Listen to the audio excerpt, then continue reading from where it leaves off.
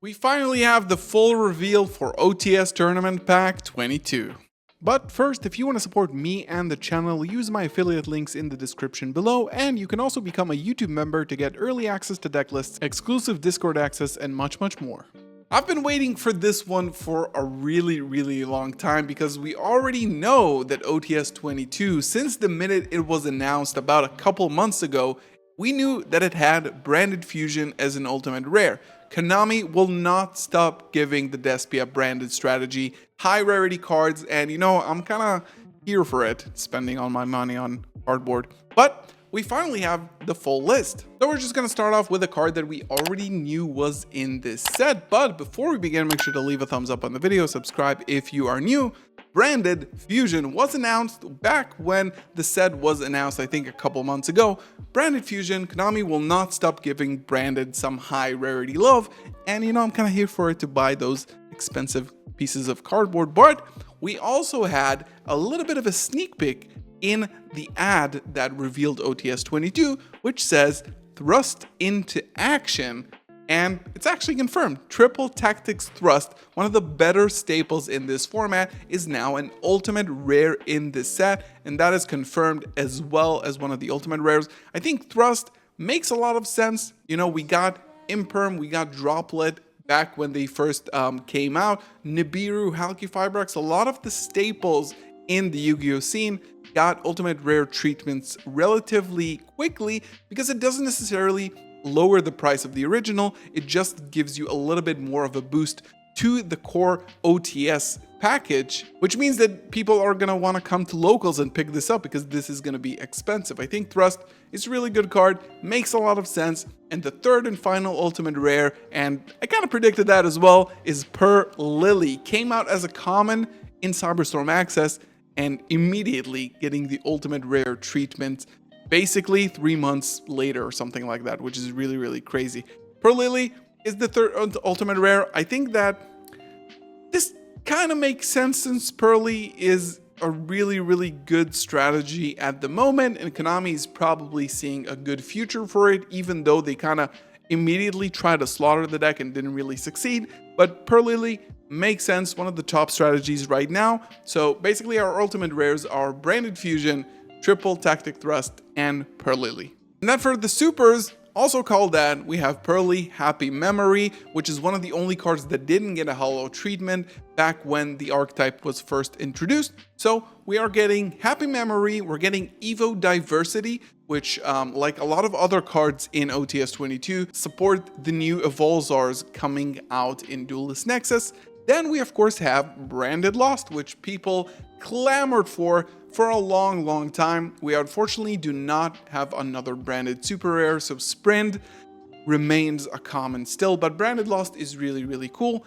Clear New World, I really love this. So if you don't know the story about Clear New World, this was a common in Battle of Chaos, which was one set before Visa Starfrost was actually introduced into the game. So Clear New World was actually a spoiler for the Visa Starfrost lore, and then now in Duelist Nexus we actually have a new card that searches Clear New World. So it was kind of a spoiler from Konami, now it's getting a super rare to kind of like highlight that strategy in Duelist Nexus. We'll see what actually happens with the lore later, and also keep an eye out for my lore video coming very soon. You're not gonna want to miss that. We also have Horn of Oliphant, which is a Noble's Knight trap card that is searchable with the new Angelica Synchro monster from Duelist Nexus. Again, this is supporting the new Infernoble Knight support that is here in OTS 22 and also in Duelist Nexus. You're going to see a lot of that. Baby Raccoon Panako, I'm not really sure what that's here. Galaxy 100, which is a relatively new card. Nimble Angler, of course, following Nimble Beaver's super rare in OTS 20, I believe that was. Now Galaxy Nimble Angler, is getting the holo reprint.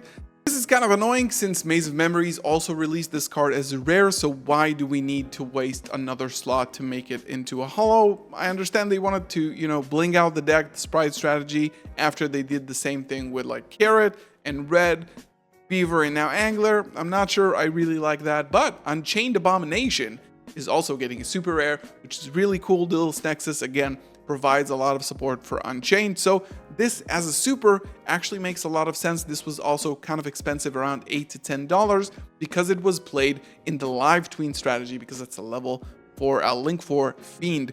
This is a really good reprint in my opinion, and the last super rare we have is Runic Dispelling.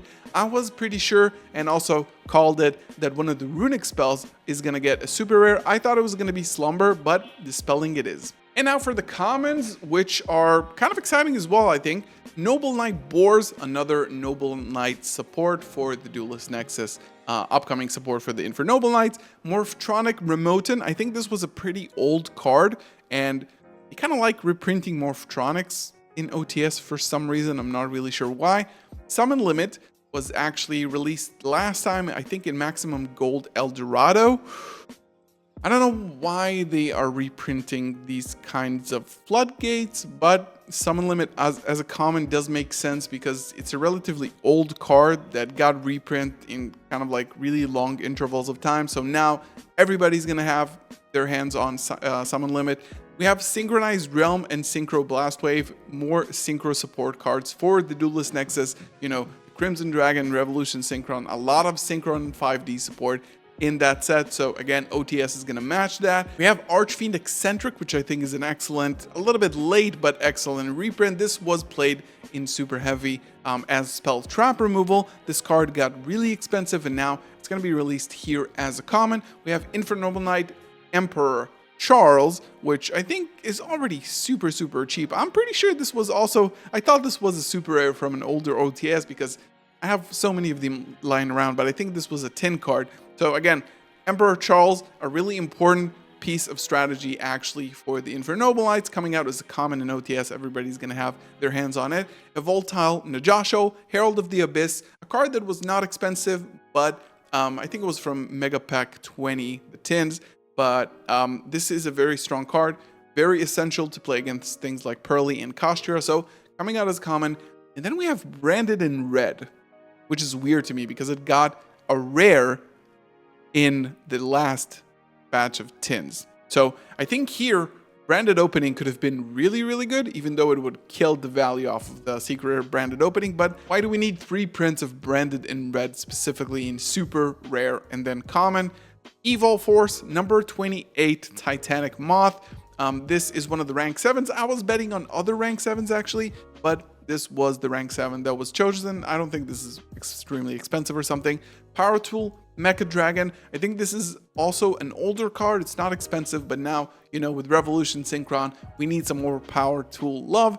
And then lastly, Desynchro. I think, honestly, this is one of the worst OTSs that we had in a long time. I'm personally really biased because of Branded Fusion and Branded Lost, but not a lot of playable stuff here. A lot of evil stuff, a lot of like, you know, the Baby Raccoon, the Galaxy and Synchro stuff are not that exciting. Things like Nimble Angler could have been something else that actually needed a reprint, but you know, we'll take that. Hopefully we got a lot of new you know, love from the OTS, and we're able to pull those 3 branded fusions relatively soon.